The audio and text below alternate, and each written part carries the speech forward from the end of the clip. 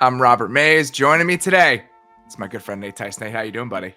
I am doing very well. I just dropped my water and now we are doing even better after I picked it up. So no, but I'm doing very well. I got a board game in the mail and I'm so excited. I was showing Bauer before the show. Anyone that's played the game Ticket to Ride, it's a legacy board game, which is that one game will affect the next game and change the rules. So you have to play it with like the same group multiple times. I am stoked is a good word for it. I am beyond stoked. I might have to start holding tryouts on who the three people I'm going to play it with are. One is my wife, so two people, I guess, are the tryouts here. How do you decide? How do you land on the other participants? I don't know. I don't want to say because some of those people listen to this pod. So I I don't know which episodes they listen to either. So here we go. So I because my mom is one of them. I'm not sure. So yeah, but I'm very excited to play it because they did one for this game called Pandemic. I own that game. I've never played it before, but I have it at my house. Great. It's a co-op game, it's everyone's on the same team. It's a very fun game. But they did a legacy version of that. So it's like one game, like your character can freaking like die, and like you write on the board, you rip cards up, you make up rules and stuff like that. But it's like your game. So very excited for that. Thank you for letting me nerd out for a minute. But let's get to football. So happy. I'm so happy for you. I'm so thrilled. Can you see how giddy I am? It's the time of year where there's a lot of family time. So I assume there's a lot of board game opportunity time, correct, which is probably the best stretch of the calendar for you. So I'm very happy for you, buddy. We've got some fun stuff on tap this week in the NFL. Going to get to a huge game between the Bills and the Eagles. Talk about the Dolphins a little bit today. We really haven't talked about the Dolphins very much, just the way the schedule has kind of unfolded over the last month or so. But we're going to start with an unlikely blockbuster that is on the NFL schedule for week 12. And that is the game between the Jaguars and the Texans. I just want to take us back to like August 15th, when you're just considering the NFL at large and what could potentially unfold and which games are going to be worth circling. Think about how you would have considered a week 12 game between the Jaguars and the Houston Texans then, and the way that you're thinking about it right now. I am so pumped for this game. And I think this speaks to kind of the magic of the NFL and how things can sneak up on us and be a little bit unpredictable. The idea that this is going to be one of the must-watch matchups of the week, and there are 3, 4, 5 layers on each side of the ball that are worth digging into. You never could have pictured this 2.5, 3 months ago. And that's why I love this league. No, that's what's awesome. And that's like when we even did like our division winners and wildcard teams. It's like, just pick random ones sometimes. Ones that like you might have an inkling about because it's like, this is how it goes. Even the teams, of course, injuries happen and all that. But sometimes these units and you don't know what gels and what clicks and who rises. And that's what's amazing about the NFL. Not for long, but also just like you don't know when you can rebound and come out of nowhere. I mean, this Jags defense, we were like, this Jags defense might hinder them from really winning games and really stacking wins together. It might make it tough to even pull out like 10 double-digit wins. That's my headcanon, maybe. But this defense, I think that was a fair question. They were not a good defense for most of last season. They didn't change any of the personnel. And we acknowledge that they potentially had clicked into something in the back half of last year when they moved Trey Herndon into the slot and Darius Williams outside. It's like, okay, this group is working for them, but they lose Arden Key. Where are they going to find that other pass rush juice from? That still is a little bit of a question. It is. Asking, by the way.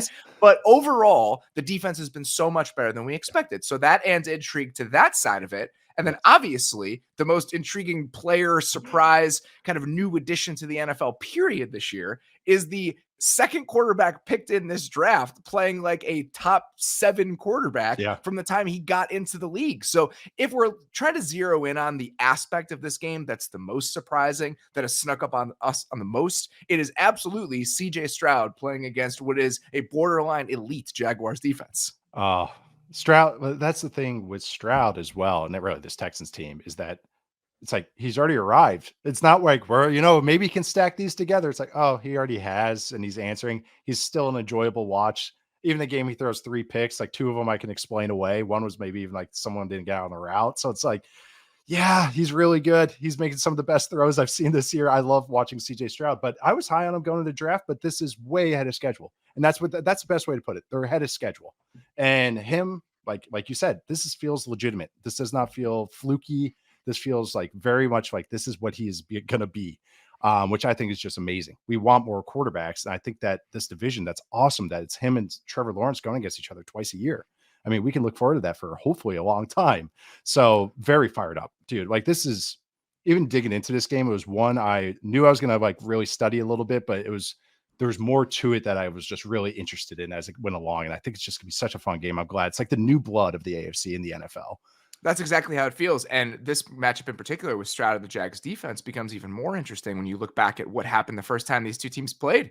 The Jags defense has been great this year. Stroud goes 20 of 30 for 280 and 2 scores against this unit the first time they played against each other. So what do you think potentially might be different from the approach, let's say from the Jaguars this week than we saw that they threw out against Stroud the first time these two teams played? I think definitely. Well, it helps to have the linebackers healthy. I think that would be one good thing, but also don't blitz him on 3rd and 4th down. Don't let him spread it. Well, when the Texans are spread out, don't bring the 3rd and 4th down blitz. CJ Stroud is one of the best quarterbacks against the blitz already. Legitimately top 10. Obviously this can gotta go up and down based on how many attempts you get.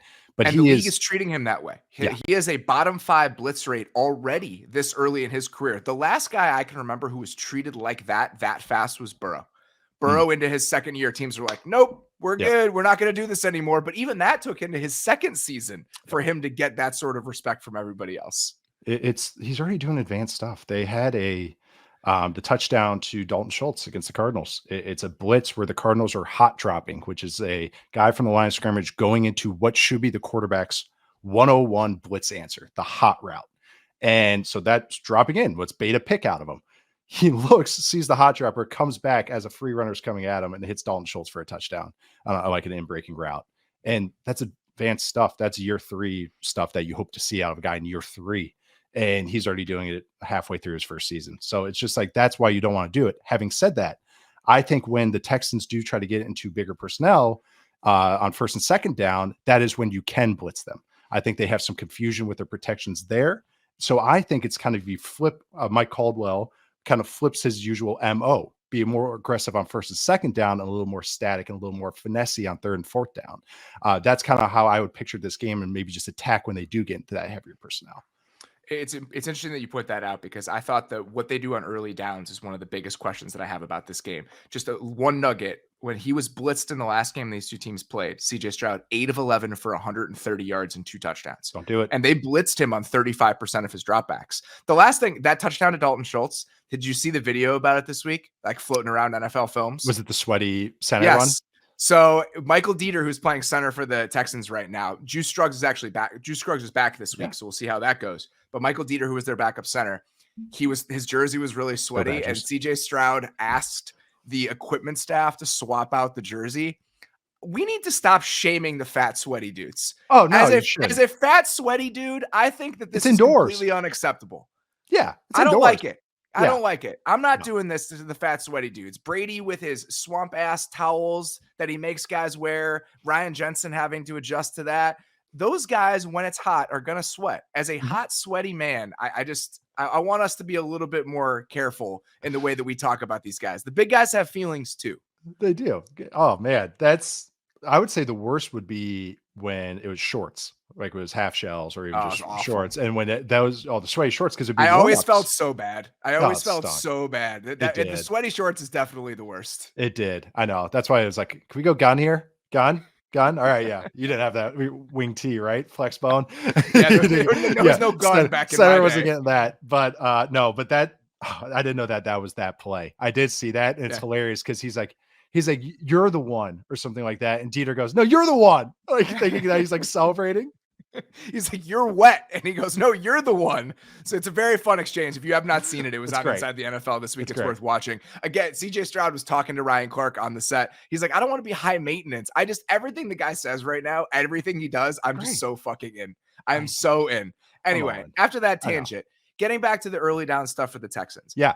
You flipping that, I think, is a really good observation, because they want to be more complex, the Jags do, on early downs, because what the Texans have done this year is that they've done such a great job of making defenses simple on early downs. So the Texans right now run the ball about 60% of the time on early downs, and they use a ton of heavy personnel, even though their running game hasn't been very good this year. What it reminds me of strategically is what the Niners do.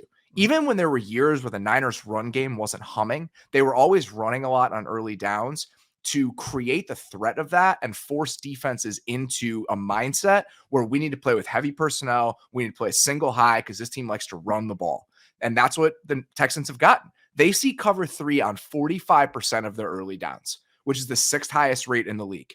They have shredded teams throwing the ball on early downs against those looks. They have the highest EPA per dropback in the league on early downs. The Jags, when they played last, played cover 3 on 70% of early down snaps.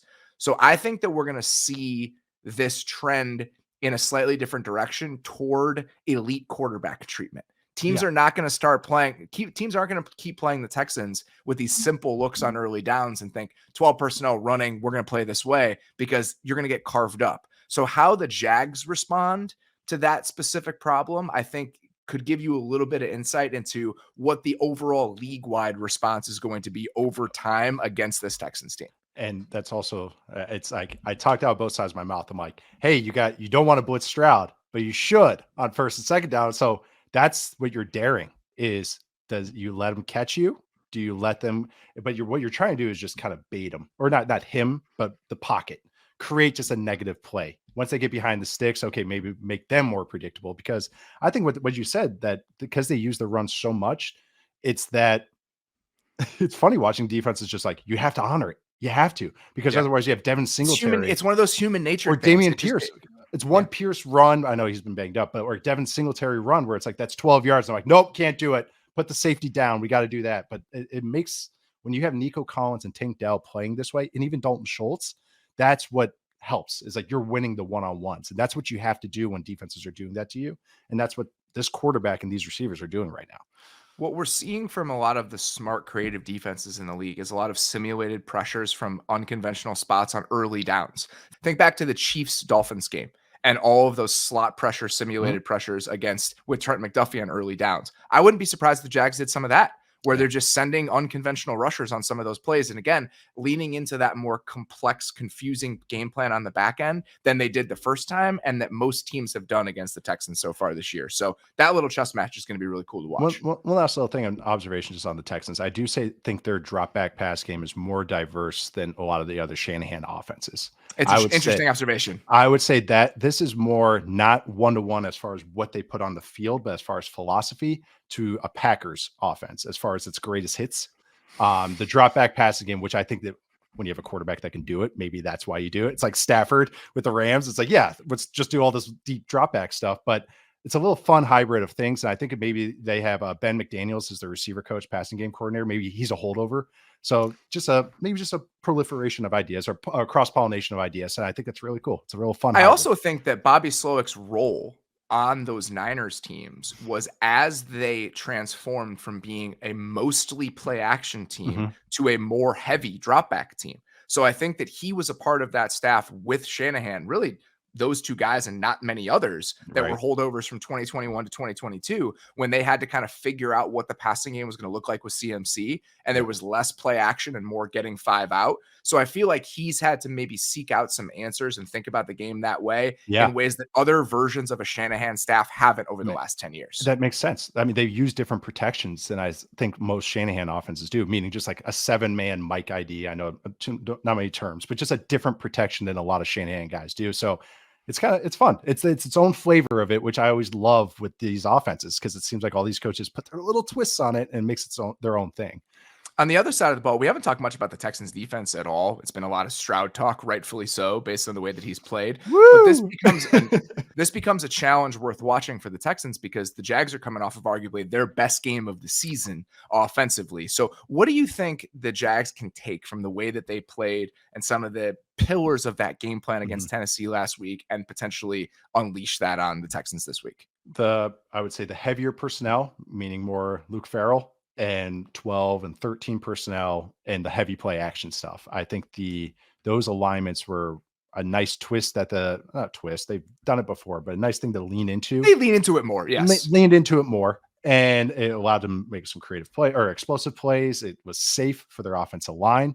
I do think this Texans pass rush has really picked up the last few weeks, but I do think that when you watch the Cardinals game with Kyler Murray and what the Cardinals did against this Texas defense, it translates even from what the Jags did this past week too. It's kind of nice. Same heavy play action. The Cardinals were really, if they went to 12 personnel, the Texans were matching with nickel with 5 DBs. So the Cardinals are, okay, we'll go 3 tight ends. Now what do you do? And so the Texans matched with 3 linebackers and 4 DBs. And that's because they're attacking the Texans' depth right now at the linebacker position with Toto out and with Jimmy Ward out at the safety position. So let's get bigger bodies and then let's just attack them that way. And so I'm curious, the Jags have already sprinkled this in, some 13 as well. Do they just kind of lean more into what was working last week? Because I think it will work this week as well. Yeah, the linebacker depth is a real thing because Denzel Perriman also has suspended. So when they get those 3 linebackers on the field right now, even their run defense was struggling against the Cardinals because now you're relying on Corey Littleton in a way that you weren't having to before.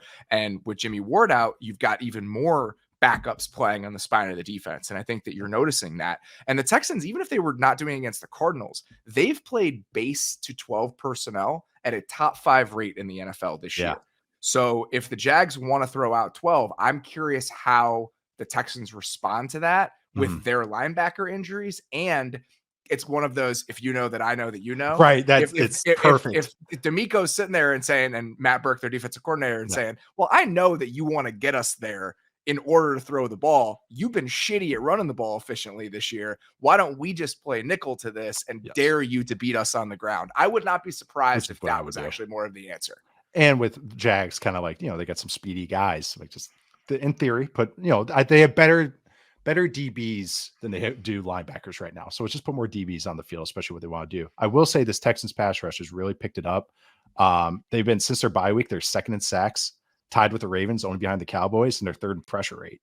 And they've gotten a lot of big plays in the run game, TFLs and run stuff. So this Texan defense, like, it's hard to run on them. So it's going to be a boom busty type of game. Weird for the Jags run game, but I think the passing game is going to be real interesting because it's like, I think I want the Jaguars and Press Taylor and that offensive staff keep the faith. What you did last week was really working. Lean more into it, even if they try to take it away. Same thing with Calvin Ridley. Keep moving him around. Keep using those alignments where he's in the stack. He's not alone on one side of the field. He's playing in some condensed splits. Just everything that they were doing last week. Just keep hitting those buttons. But I do think the matchup becomes pretty interesting when you think about the Texans defensive line against this version of the Jags offensive line that has struggled at times this year. One last thing. Sorry. It's that this defense is one of those where you watch it without Fred Warner. And then you're like, oh, yeah, you see the same shell because it's the same stuff, same structure, everything. And then you're like, okay, that's why those balls are getting completed as opposed to wiped away all the time. So one little difference with these defenses right now. All right, let's get to what we're calling the game of the week, a massive matchup here between the Bills and the Eagles. Let's start with the Bills and their offense specifically. Obviously, we've had one game of the Joe Brady offensive coordinator era. We talked about it a little bit on Sunday's show, but I'm curious now with 3-4 days to sit and marinate on it. Anything that stood out to you about what feels different about the new-ish version of the Bills offense and maybe something to look at, watch as we head into this game with Philadelphia? I would say better field position, but also a lot more of a leaning into, I think, a better player in Khalil Shakir is the first thing that stands out to me. I think it's obvious just seeing what the results of some of those plays, but I think that was just an underlying problem. Some of the issues that have arise. Gabe Davis getting maybe a few too many targets, and maybe they should be going to Dalton Kincaid, Khalil Shakir, and now getting Quentin Morris back. But I think what you brought up in the pre-show is a fantastic difference. And I think really the only difference, which is just a little bit of jet motion. And they're using it more in like multiple situations. So I would say Jonathan Allen. Jonathan Allen's not the quarterback for the Bills. Josh Allen this year, according to Sports Info Solutions, 20 dropbacks with jet motion. 5 of those came last week. So a quarter of them all season.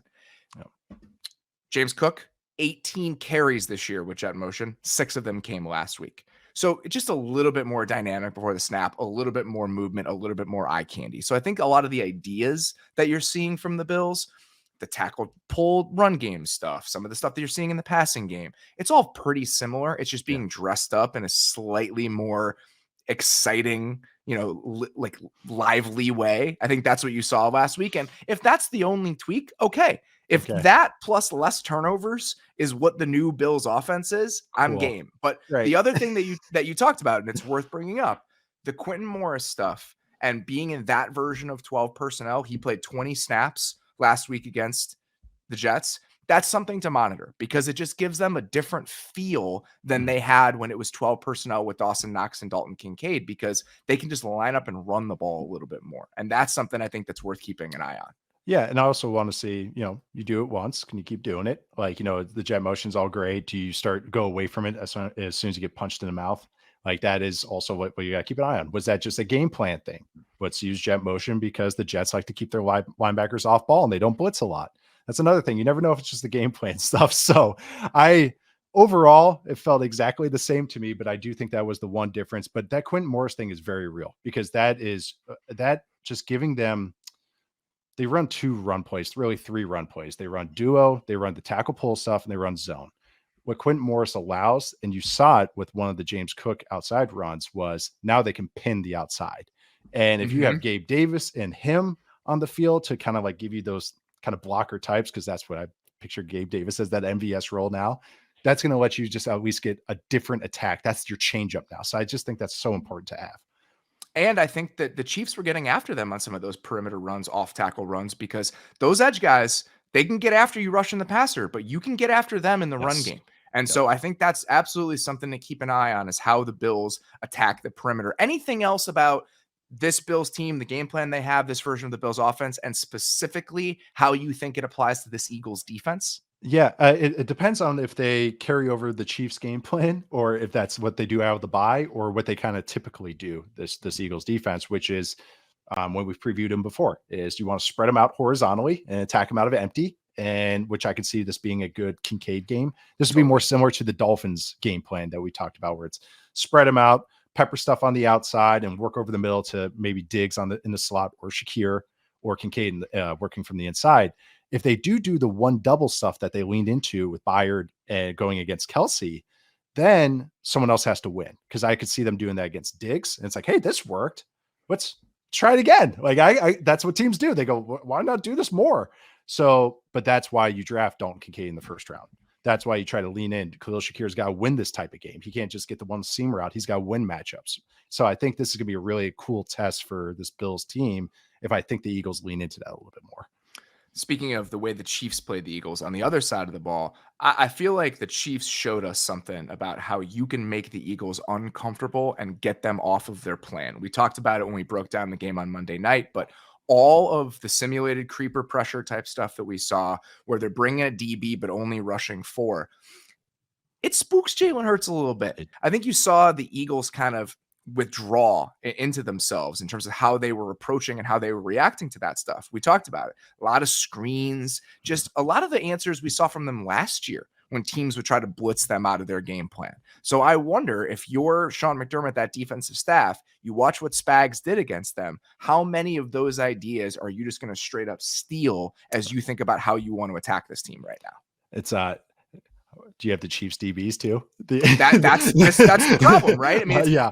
Your personnel is not there, especially with all these guys banged up. Taron Johnson has a concussion. Dane Jackson has a concussion. Right. Taylor Rapp is not practicing. All 3 of them haven't been practicing. So if you're dealing with those, do you simplify the game plan? Yep. So a lot of layers to consider here as you think about that matchup. And that's what's hardest, because it's damned if you do, damned if you don't. Because if you do stay static, that's what the Eagles want you to do. They're kind of static themselves. They just want to put you on islands and beat you up. They want Jalen Hurts to go single high, you're dead. 2 high, you're dead. Like run game, you're dead.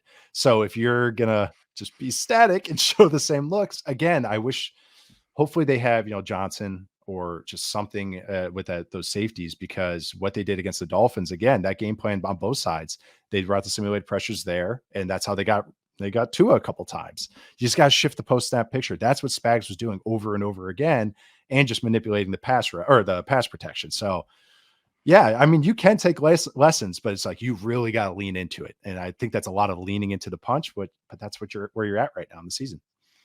The other thing about the Bills defense that I think is particularly interesting when you think about how it applies to the Eagles, they play less man coverage than almost any team in the NFL. It's down near the bottom of the league, especially on third down. It's like 16-17% of snaps. So some of those easy answers to the test before the play even starts that the Eagles just destroy teams on, it's like, oh, single high man, I'm throwing the ball to AJ Brown deep, or I'm throwing the ball to Devontae Smith deep. There's going to be less of that against this Bills team. So how does it look when you're having to read stuff out, you're having to be a little bit more methodical, and there's no Dallas Goedert? So I still have faith in this Eagles team to find pathways. They always seem to, but this is just a very unique sort of challenge presented by this Bills defense. Even if they haven't been playing very well this year, just the coverage structures and the approach, I think it's well suited to making the game a little bit harder on Philadelphia than how some other teams play. McDermott is a good coach, like as much as like he will game plan stuff up. So it's a great test, I think, for both units after the Bills kind of had a really cool rejuvenating performance, the Zach Wilson mouthwash. And I think the Eagles kind of got punched in the mouth a little bit by the Chiefs. And I'm curious how they respond. So it's gonna be fun. Huge game for the Bills' playoff chances. When we're looking at the Bills and they're standing in the AFC, literally they're standing in the standings. One of the things that I think is worrying people about their ability to break through all of this is the schedule they have down the stretch. Well, if you start beating the good teams on that schedule, then that shit doesn't matter anymore. So if you knock off a 9-1 Eagles team as part of this, right now, looking at the Sumer Sports playoff leverage odds that they threw out today that Tej Seth tweeted, 31.5% for the Bills if they lose this game, 53% chance to make the playoffs if they win this game. That's a huge swing, but it makes a lot of sense. Like if you start knocking off these games against really good teams, then it doesn't matter how difficult your schedule is. You're very much in position to kind of grab one of those spots. So this is where it starts. Like this brutal back half of the season, this is where it begins for the Bills, and we're going to find out a lot about them starting this weekend. Good game. I'll take it. I will absolutely take it.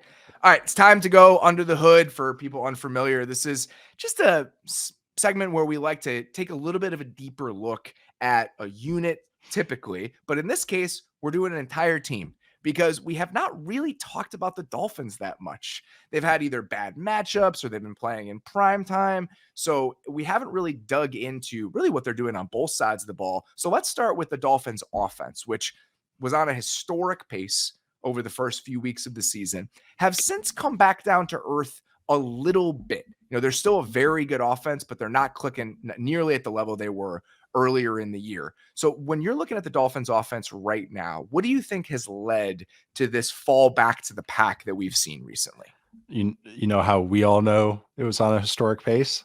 I bet you opposing coaches knew they were on a historic pace. And you know what opposing coaches love? Motivation.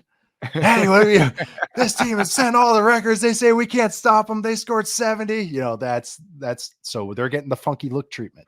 They're getting the specific game plan treatment now, which is a respect thing, but it also is how do you answer to it? Like what how do you respond? And right now, I think some of what Spags did with the Chiefs right now, Spags is having so much fun this year. Like he's just like, he's having a ball right now. It's one of the coolest things to watch in the league right now. He's doing everything. Sorry, but yeah, the Chiefs defense is a joy. I know Eagles, you won the game. Like, congrats. You guys have a great team, but like what the Chiefs defense is doing is a lot of fun. But so what he did in Germany, and then now what the Raiders did last week, it's a lot of the umbrella stuff, but it's what I mean by that is the corners are 6 to 8 yards off. They're playing top down, just as the safeties in a quarter shell are playing top down.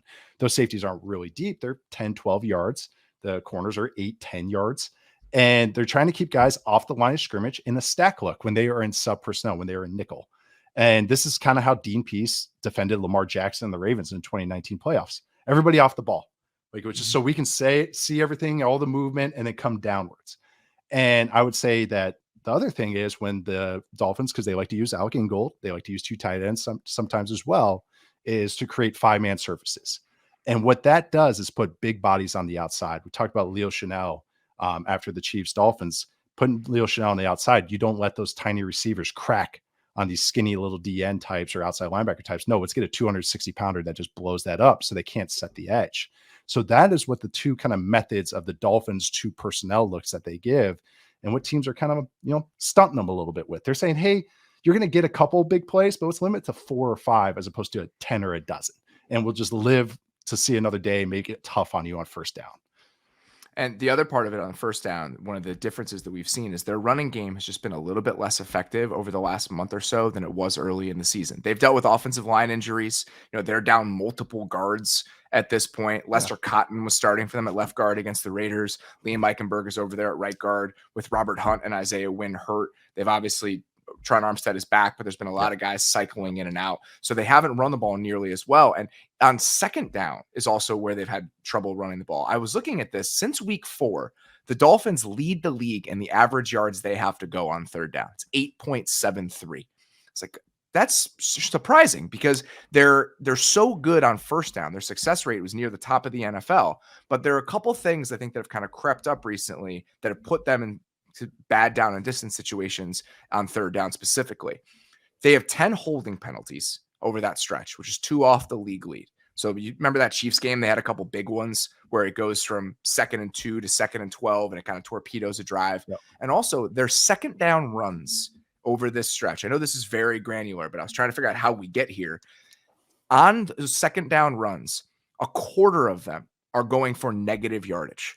So they've had a lot of negative plays. So it's been a lot more boom bust when they've been running the ball on early downs over this stretch, and it's put them in bad situations on third down. This team is not built for third down. They use more play action than almost anybody. The way they want to attack the middle of the field. So they go from being a top 5-ish offense in success rate on first and second down to below average on third down. So if you can continue to make it a little bit harder for them to run the ball, and I think teams have gotten a sense of how they want to attack you on the perimeter. And I think that they haven't found the right or the correct change-ups and counters to that quite yet. So I feel like they're still in that feeling out process. And if you're going to get them to third down, they just become a different sort of offense that's far less dangerous. And I think that's kind of what we've been seeing recently. It's actually it seems like turtling, but it's their best answer right now is like I formation runs and like duo. Duo is the best run in the NFL right now. And I'm not just saying that because that's a bit. It's the best run. It's the best answers to what defenses are doing. I'm not kidding. It's because the safeties are out of the freaking box as answers to whatever this defense funky look they want to do. And you have answers to all of it. So it's like, it's the best run. But the issue with duo, if you have the Dolphins offensive line, you can't lean into that a dozen times. You can do 2 or 3 times, but a dozen times. You got to be more smoke and mirrors in the passing game than that, or in the running game than that. In the run game. Yes. That's the limitations of this personnel. So it's a fun puzzle to try and figure it out. It really is. I mean, you have one of the best coaches trying to figure it out. And the other answer that you can have is, oh, we'll RPO it. Well, but then the safeties are flying down. Again, remember that quarter shell. So now it's how do we attack the safeties? Well, we got to hold on to the ball a little bit more. Again, putting the offensive line, strain on the offensive line. So that's another third down consideration. When you're putting that offensive line in defined drop back situations, that can get you into a little bit of trouble. So just there's a lot of different things coming from a lot of different directions as to why this offense hasn't been quite as good as it was over the first month or so of the season. Yeah, quite as good. That's exactly good. Because I was going to say, at any moment, they can score a touchdown. They're still one of the most explosive teams in the league. They absolutely are. We're saying all this, that it's not a historic, like greatest show on turf kind of pace anymore, but still a very good offense that in a very tough defensive environment, creating explosive plays, which is the hardest things to do right now. I will say that the holding penalties or those penalties probably tied into, again, offensive line, but also outside runs. Yes. Outside runs, hold penalty. It's all just, it's all connected, guys. The good news for the Dolphins, though, is that as their offense has fallen back to the pack a little bit, their defense has shown massive improvement over the last 4 weeks. So over the first 6 weeks of the season, Dolphins defense 28th in defensive success rate. Over the last 4 weeks, 3rd. Only the Browns and the Jets have had a better defensive success rate over the last month than the Dolphins. Why? Explain this to me. Why? What have the improvements in the Dolphins defense been rooted in? Well, first and foremost, having Jalen Ramsey back is a lot of fun. He's pretty good, man. He's a very good football player, and they have him back on the outside, playing outside corner. The Rams, everyone remembers, it feels like a lifetime ago, had him in the slot. And what that does is it kicks Kohu back into the slot. So now you have 2 spots going from to very good. And that's a lot of fun. I sometimes say going below average to average is fun. Going below average to very good is a lot of fun. And I think that's the first and foremost thing. So now what was an answer for a lot of offenses was spread it out, pick on the non-Howard side, is now not turning into such a good answer. Now spreading them out and attacking over the middle. Now you got Kohu right there in the slot making plays when you want to try and do that. So it's getting one of those things that that they are just finding better answers, and also that their defensive front is playing very well right now and very stout right now against the run, which had been a huge weakness of this defense to start the season. The idea that you had below average cornerback play on the outside, and now you have a guy who's playing like the best corner in the league again on the outside, that's huge. And he's taking the ball away.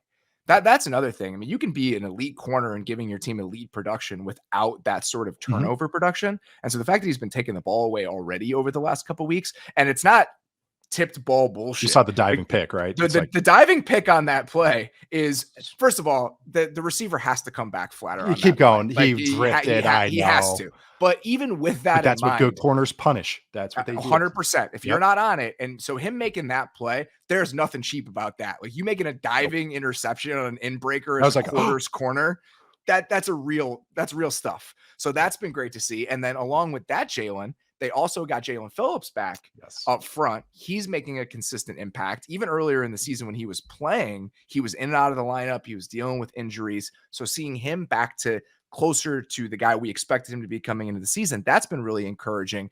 And I really think that they're starting to figure out how they want to attack teams up front with some of those games and stunts, because they're so good at that. And you can just feel, the term you always go back to is that edginess that they're able to create in the pocket. And they're so good at that with their personnel. And I think we're getting to that spot. So I think the personnel things are very important, but also we've seen a couple tweaks schematically in some of the things that they're trying to do. So early in the season, they were really struggling to stop the run. They had one of the worst run defense success rates in the league. And on early downs for the first 6 weeks of the year, they were playing with some of the lightest boxes in the NFL. It went from 60% of their plays having 6 or fewer guys in the box, which was number 1 in the league on first down, to 44% over the last 4 games, which is 11th. So they went from having one of the worst run defense success rates in the league to the second best on first down over the last month or so, which again, that allows your Jalen's to really crank things up on passing downs. So it's all started to kind of work in concert with each other here over the last month or so. Yeah, it really is. It's hard to run on them because you got Christian Wilkins in a contract year and he's playing like it. And then you got like just stoutness on the outside. So again, it's hard to go outside right there. So you got tough on the interior, tough to get zoned because of how their fronts are. And then if they do pop one, you got David Long cleaning up all the run game stuff. So it's hard. And one of the answers, like I said before, was, hey, attack over the middle. And that's gotten harder. So it's, like you said, it's clicking all together and it's coming all together and they're playing just with confidence. How they played against the Chiefs in the second half. I mean, a lot of teams playing against the Chiefs in the second half, but they played with just actual confidence. They really did. And so, this Dolphins performance on defense the last couple of weeks is very encouraging over each side of the bye. I also think that sometimes it just takes a while to get adjusted to a new defensive system. Like what they were doing with Boyer last year and what they were doing with Flores before that, it is a massive departure. We've talked about this. I mean, it's harder to go from a more drastically different style of defense than they have over the last couple of years. Vikings fans this year? They're just what is this?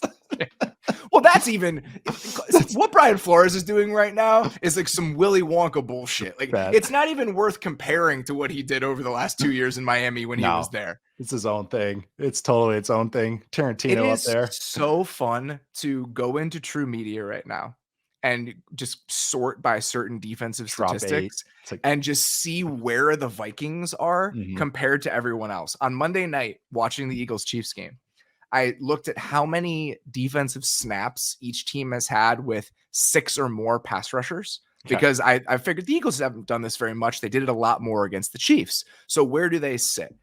The highest teams in the league, non-Vikings category, are at like 45, 50 plays.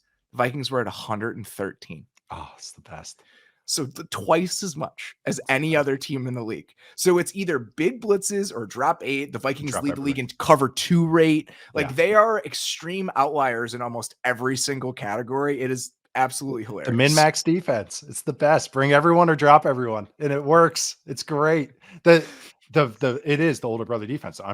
We use that analogy a lot, but it is like, I'm not hitting you. I'm not hitting you. And then all of a sudden they just bring everybody. It sucks. So a lot of stuff happening with the Dolphins right now. Again, it's as they've fallen off on offense a little bit, the defense has gotten a lot better. And I think it's important to consider that when you look at the landscape of the AFC. Yeah. I know that the offensive regression is probably a little bit frustrating if you're a Dolphins fan, but you can talk yourself in to where you sit in the hierarchy because there are no completely put together teams on both sides of the ball in the AFC right now. The Ravens, I think, are very, very good on both sides of the ball, but they're a little bit banged up on offense. We've obviously talked so much about the Bills' struggles in certain areas. The Chiefs' offense has struggled to find itself a little bit. So even if it's been an uneven kind of up and down year for Miami, I think in the end, what this team looks like right now is still very relevant in the entire AFC picture. It is. That's what other teams have fallen off. It's fun or interesting to see this unit that was the negative, like where I just kept going, like, I can't bring up the Dolphins because of that defense. Now it's like, oh, now what? So and I think really where the question mark becomes the offense with one of the most innovative offensive coaches, it's going to be a very fun kind of journey to watch him figure out these answers as they try to make the playoffs. But they're still a good team. They're still a very good team. They absolutely are. And I think the talent you've started to see the talent shine on defense. The talent has been able to win out on that side of the ball. And that's why I was so bullish on them coming into the year. It's like Vic Fangio plus this talent, they'll figure it out. And it took a while, but I think we've started to arrive toward that place. And one of the reasons we wanted to dig into this is a lot of people are going to be watching the Dolphins this week. They got that island game now on Friday, as all of us are going to be sitting like regretful pieces of shit on the couch after what we did to ourselves on Thursday night. So as you sit there questioning your choices and the Jets' choices, you can maybe have a little better feel for what this Miami team is right now. I like that. That's good. Oh, there's Jalen Ramsey. Oh, speaking of some terrible choices and living with living with some consequences, game we wanted to talk about here. We're going to check in down the back half of the season here about just the tankathon watch every once in a while. Games that have particularly important implications on the top of this year's draft. And boy, there is no better game this week than the 2-8 Patriots, currently picking third, playing against the 3-8 New York Giants, who are currently picking fifth. These two teams gave us these two franchises gave us two of the best Super Bowls we've ever seen. So many championships, so many great moments. To arrive at this place with these two teams where they are both a punchline and we're getting who knows at quarterback playing against Tommy DeVito here in week 12. Oh, how the mighty have fallen, my friend. 3 quarterbacks for the Patriots. They got first team reps this weekend, including Will Greer, who's signed, sure, with your first round pick and his doppelganger, Bailey Zappi. Did you see DeVito did not get the game ball after they won? Who'd they give it to? Probably Saquon, if I were to give it to someone. But it was pretty funny. I think a reporter asked, and Dable was like, "No." So, how do you think they feel about being at pick number 5 right now, as opposed to top 3? I did a mock draft, and I said, "Dude, this is not ideal. How about a receiver? Is this okay for you guys? Does that work?" But I'm very, very interested to watch this game, especially just the storylines of what the quarterback spots. That it's just, I don't know who's starting for the Patriots, which is just, are we kidding? Like, this is where we're at this point. This is exactly where this franchise is at this point. I think it's an important thing to consider because we haven't really dug into this very much. And I think there'll be plenty of time and space to do this in the back half of the season. The idea that Bill Belichick coach team is now a punchline. Right? Like this team is a joke. We are making fun of this game at their expense. And I think justifiably so, based on the way that they have played. We haven't really broached the fact that he's likely going to get fired at the end of the year. And there are teams, I mean, that's the rumblings over the last couple of weeks, but who would hire Bill Belichick? Would he land in Washington? Would he go to the Chargers? Do teams want Bill Belichick to be their head coach right now? Based on the way the last couple of years in New England have gone? Like, I know he's the greatest coach of all time, but there's going to be a lot of untangling about the last couple of years of the Bill Belichick era, what they mean, what may happen if he goes somewhere else, whether he's going to be done coaching. And I think this game specifically kind of pulls all of that into the light when you consider what this team looks like against this current version of the Giants. Wait till you hear my touts. No, I was just thinking, but when starting last year, when you see the special teams kind of just unravel, that's the coal in the canary in the coal mine is the special teams. Like, I mean, and then the Jacoby Myers lateral against the Raiders. He's not with the Raiders, so maybe he knew something. But just Yeah, there was just kind of warning signs happening, and just a lot of the incompetence, just the shrug about the offensive stuff, and just all the kind of like, really, this is your guys' answer stuff. O'Brien, not Bill O'Brien, but last year, Bill O'Brien, I understand. Bill O'Brien is a fine answer. What Yes, happened last year is last year unacceptable on every level. for a second-year quarterback. You're like, what are you doing? A guy you drafted in the first round. It's not just a guy that you're like, hey, let's give a shot. This is a guy you invested in, and it's just a very peculiar kind of thing. And just a lot of the stuff is that it's a lot of the same people there always. That's the Patriot way. That's what they like. And a lot of that, it's like, where's the fresh ideas coming? Where are different ways to think about it? It just seems like if he is a free agent after the season, which is just so crazy to think, but it's very realistic. You're getting 70-year-old Bill Belichick and not 60-year-old Bill Belichick. And you're not getting that kind of guy, which is very weird to think of, but that's the reality right now. If you're a team that's rebuilding or restarting or looking for a reset, do you want 72-year-old Bill Belichick overseeing like a 3 to 4 year rebuilding project for you? Outside of winning that initial moment where the guy with all the Super Bowl rings is the one sitting at the press conference table, I don't know how many benefits that plan has to Washington or Carolina or the Chargers, any of those teams. I really don't. Maybe that's unfair. Maybe it's short-sighted. Maybe it's recency bias. But if I were a fan of one of those teams, I would not be excited if the answer that Josh Harris comes to as they're trying to do this whole new rebrand refresh with what the Washington franchise is landing on Bill Belichick at this stage of his career. In a weirdest way, Bill Belichick would be like the candy sell, the sugar sell. Like, ooh, that's fun. That's nice. You're winning the headline. And then when you actually you get no substance out of it potentially. So that is just the weirdest way to think about it. But that's kind of what it feels like, as opposed to maybe eating your vegetables with, some of these other coaches and going through that hiring process. Last thing to mention here. How are we describing the Joe Judge aspect of this? Is this a Joe Judge revenge game, or is this a Giants revenge against Joe Judge game? Man, I don't. Who do you think is more motivated to win this game, Joe Judge or Saquon Barkley, because of Joe Judge's involvement? I think Saquon, absolutely. I think so Saquon. too. Yes. Any remaining Giants players are the most motivated. It's their revenge game more than anything. I think that is 100% correct. What was Joe Judge's title again? You looked it up. So I was looking at the staff because I was curious. If you look at the Patriots team website, okay, you have Bill Belichick, you have the offensive staff, you have the defensive staff. He was on none of those. And I was like, well, where's Joe Judge? Isn't he still on the coaching staff? He has his own section right under Belichick, and it's just assistant head coach. So that's what Joe Judge is doing these days. It's a good role. Patriots probably could have done with some new blood over the last 3 or 4 years. Think probably could have done with some. Think it's funny because you're talking about a 3 to 4 year rebuilding project. It's like that's what they just had. He tried to do it exactly. Think about how that went. Think about how that went and how that looked in practice. You want to sign up for that right now if you're another team? Yeah, a shot. Good. I'm good. I don't need Bill Belichick playing out the string and trying to win those 30 more games that he needs for the all-time win record. I don't think anyone needs that right now. All right, a couple more games we wanted to hit that have pretty massive playoff implications for the teams involved. First one, Saints-Falcons. Saints are 5-5. Falcons are 4-6. Saints win keeps them in sole position of first place. Falcons win means that they're atop of the division, possibly with the Bucs as well, which we will get to. So not really digging into the X's and O's of this game, but just the implications of it, massive as it relates to the NFC South playoff race as we get toward the end of the season. Quasi loser leaves town match. Kind of a Both teams are in it.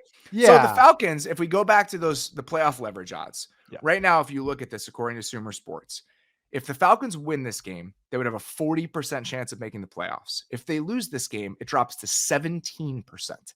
So that's a pretty huge drop off. For the Saints, it goes from 82% essentially if they win this game to 60% if they don't.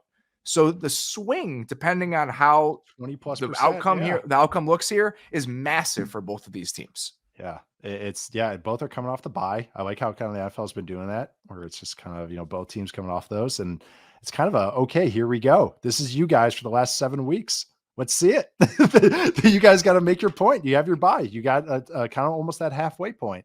Obviously, we don't know what the Saints QB situation, because Derek Carr still in concussion protocol. I do think he's practicing today. So I do think he will be back. Yes. Okay. So I kind of figured, because seeing Jameis kind of put some spark in there, I figured he'd be coming back. But then the other side, Desmond Ritter's back. We can't avoid it. And here he is back with this, with the Falcons side. And I'm curious to watch that. This defense as well, that I was liking, has had some moments at the end, and Richie Grant has kind of gotten exposed. So very excited to see what both teams come up with on either side of the ball, because it's been interesting units, all four of them. I want to talk about the Desmond Ridder thing before we move on, because this is unique in the way that they've handled this. This is different. I can't remember a team approaching their young quarterback like this, where when they benched him the first time, I was kind of like, really? Like now you're going to bench him? Like, after everything that he all the struggles early in the season, he had some nice moments. If you look back at the Tampa game, if you look at the Houston game, the way he was throwing the ball, obviously the turnovers in the Bucs game were crippling for them, but down to down, he was looking better. And then they bench him and then they bring him back. And so my understanding, after talking to some people about this, is that it really was done with his confidence and best interests in mind. So this wasn't a moment where they benched him. And what we see typically with quarterback benchings is, all right, it was this guy's problem. This guy was the problem. We're moving on from him. And now that we're moving on from him, we're going to be just fine. And you're really tying some of the failings to that guy that you're putting on the bench. That's not the way that they saw this. And that's not the way that they've approached this. So I think this really was about giving him a reset moment to kind of take a step back, not be in his head about some of the mistakes that he was making, and allow him to play a little bit just less afraid than he was the last time we saw him in that Tennessee game. And whether it works or not, who knows? But I can't remember a team doing this so quickly. You can argue that the Jets said they were doing this with Zach Wilson. The Jets traded for Aaron Rodgers. Like, Zach Wilson was never supposed to play again. Yeah. So doing this 2 weeks later and really treating it like just a pause, reset, refresh, let's take a deep breath approach with Desmond Ridder, I'm curious how it works out, because I can't remember a team doing it quite this way recently. Yeah. And he's a third round pick. Like a first rounder, it's more like, hey, you're our guy, we're going to stick with you. So you kind of always have that in your back of your mind. Like, hey, okay, no matter what, all the blemishes I have, I'm the guy, as long as they talk to you that way. But it is interesting. It's very interesting, because athletes, especially quarterback, it's all about confidence. And you can't, we talk about those NFL windows and just hesitating, a hitch late, it's the Al Pacino speech in Any Given Sunday. That's true. Quarter second late, quarter inch too slow. And that Tennessee game is a perfect example where he started hesitating.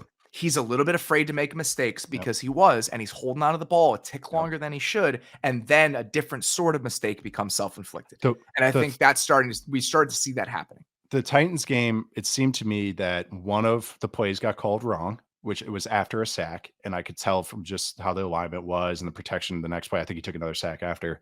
And then they had a choice route to Bijan Robinson, and Bijan sat down, and Desmond ripped that thing so hard. He threw that thing like through Bijan from 5 yards away. And in my mind, that was a stressed pass. Yeah. If that makes sense. Okay. I know where I'm throwing this. I'm throwing with anticipation. I know it's no touch, no like, hey, which chill. It was like, he just wanted to get rid of the ball and like, I'm not going to make a mistake. I know what I'm doing. And it still ended up in a mistake. That to me seems stressed. And so this is just really interesting. It's of course it's Ridder. And of course it's just gonna be an interesting plot line. I'm telling you, all the underlying stats when I'm watching him, that's why I kind of would get frustrated. It's like the down to down stuff was good. He makes good decisions. He is a smart quarterback. It's just that, is he the most creative thrower? No, but we're seeing moments of that. I thought he was just worth investing in, even with the turnovers. So I'm very interested to see this last 7 weeks, because I think there can be some dividends paid if it does work out.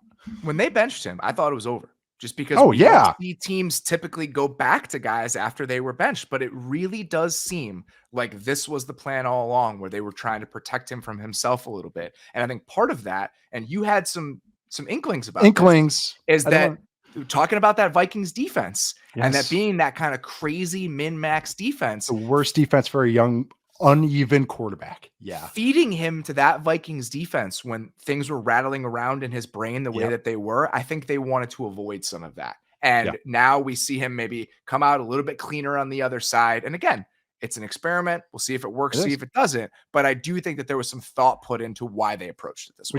Which is interesting. It's such a weird team. But the also just pound the rock, man. Just get Bijan going. That would be good too. The O-line's got to pick it up.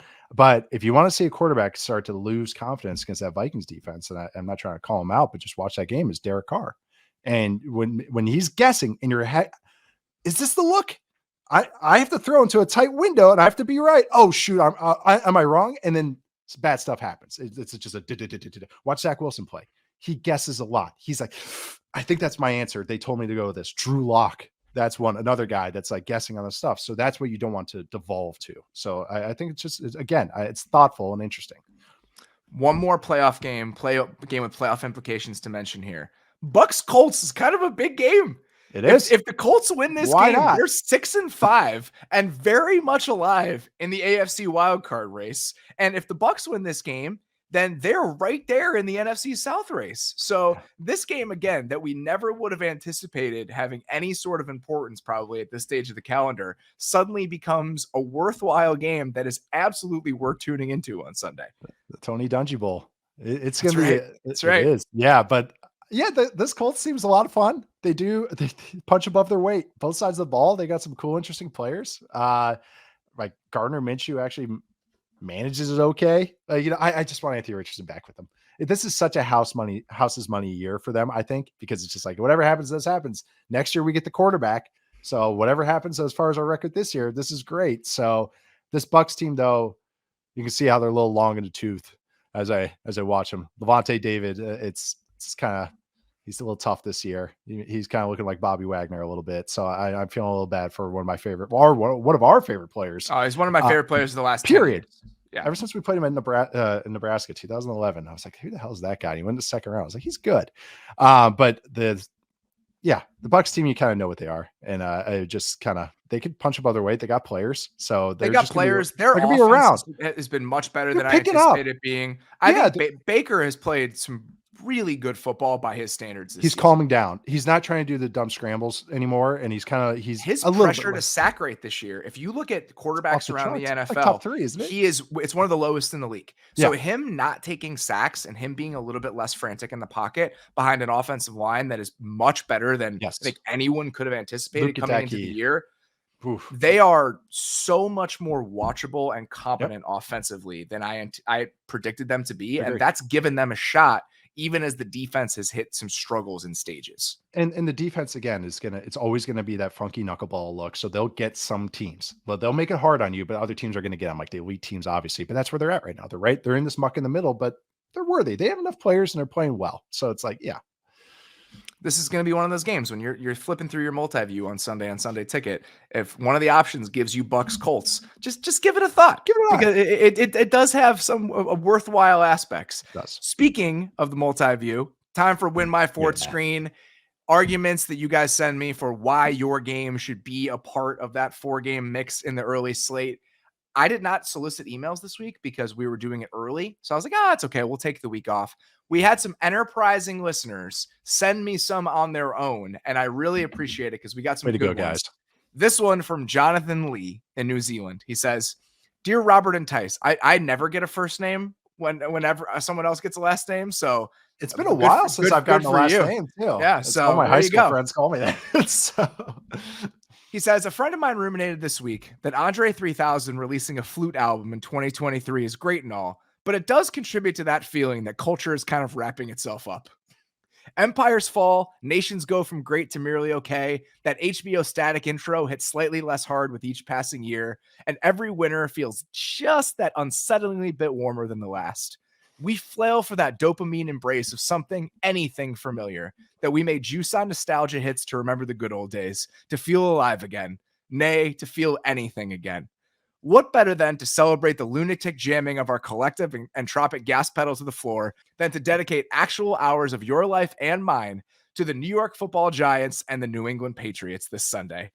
My God, man. Do we even need to get into it? The Dave Gettleman era where we overdrafted a running back, a Daniel Jones, and a Kadarius Toney all in consecutive drafts. That time that Joe Judge called a sneak kneel on 3rd and 9 rather than running literally anything of competitive consequence, mercifully sealing his firing.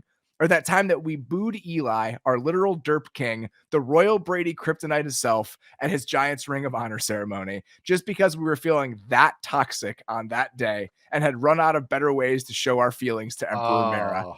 And hey, goddamn, it worked. For a second there, we had hope. We were promised a new direction, a shiny, beautiful new coach from Buffalo, and a nerd king to rule our drafts along with him. They have the keys to the castle, intoned Mara. I'm going to let them cook. And then they maxed Daniel Jones, regressed to the mean, and got us right back to where we always were. Angry, pissed off, buzzed on Four Loko and broken dreams, yearning for the days of competency dressed in blue, and once again ashamed to wear our Giants gear unironically in public. This game is going to be an affront to football itself. The rematch to two of the greatest Super Bowls of my lifetime comes not with a bang, not even with a whimper, but instead with a stench so powerful and so strong, so goddamn toxic, that calling this football and charging people to watch it represents as much of a moral dilemma as it does a medically hazardous one.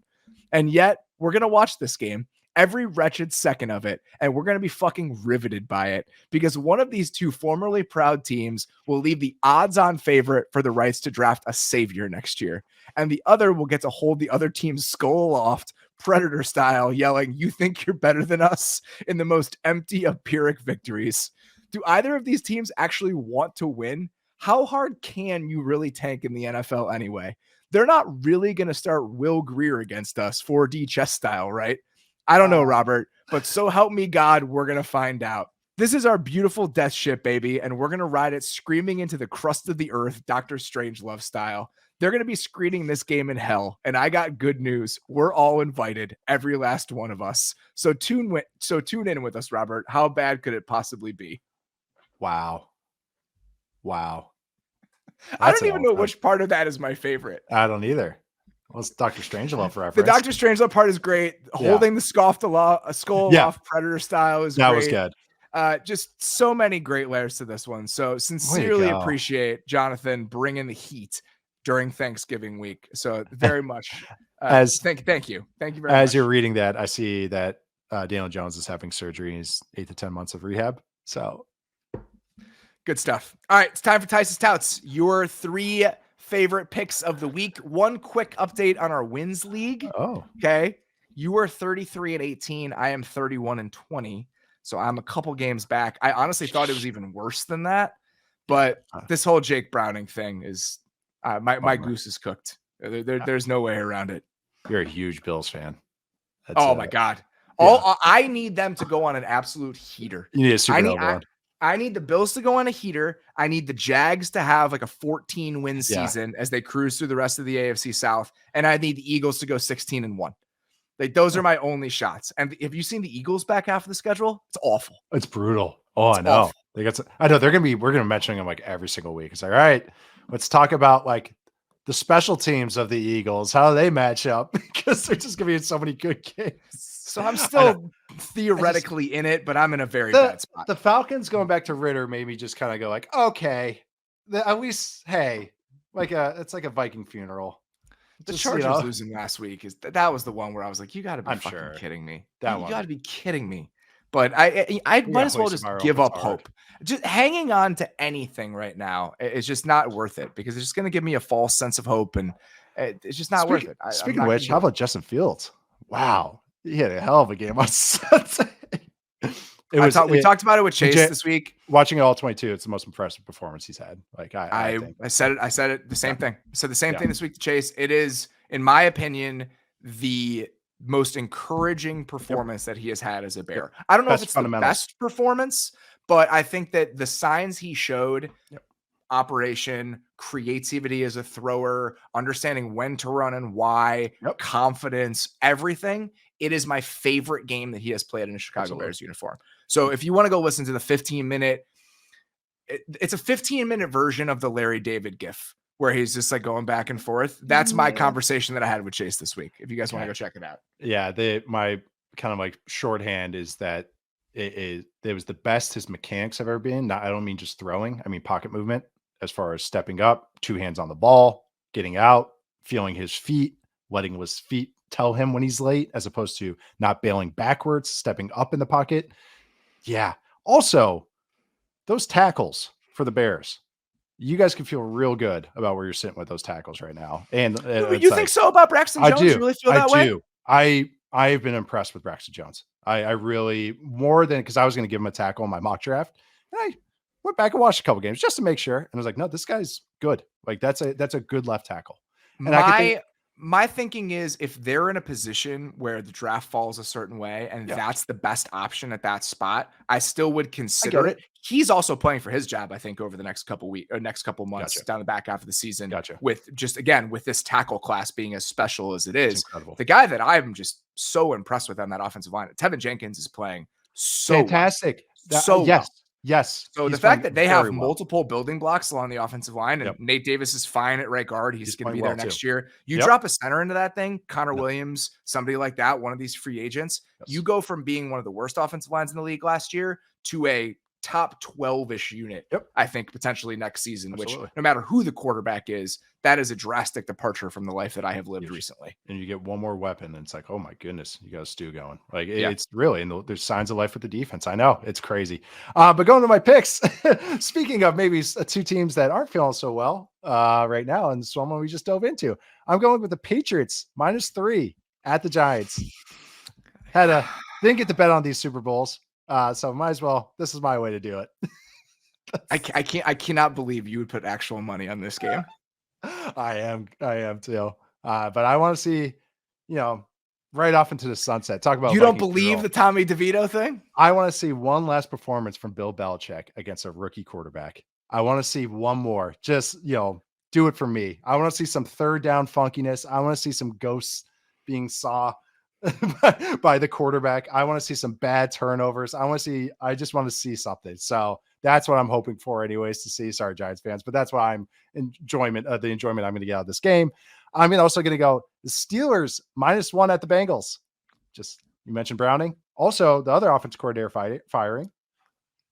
Matt Canada bump. Yeah. Blame Canada. Just no longer. The jokes are gone.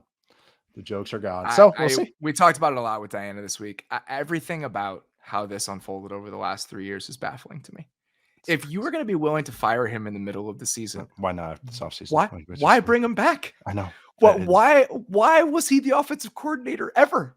I just, again, you can go listen to my 8-minute rant about this earlier in the week. Everything about it, like you said, with the Mac Jones thing and them just hand waving the Matt Patricia and Mac Jones thing, the idea that you would draft a quarterback in the first round and the guy that you would pair him with is a guy who couldn't keep an offensive coordinator job in college for any stretch of time is mind-boggling to me. Go across the room, because it's a duplex, and ask people at the pit offices, how did you guys like him?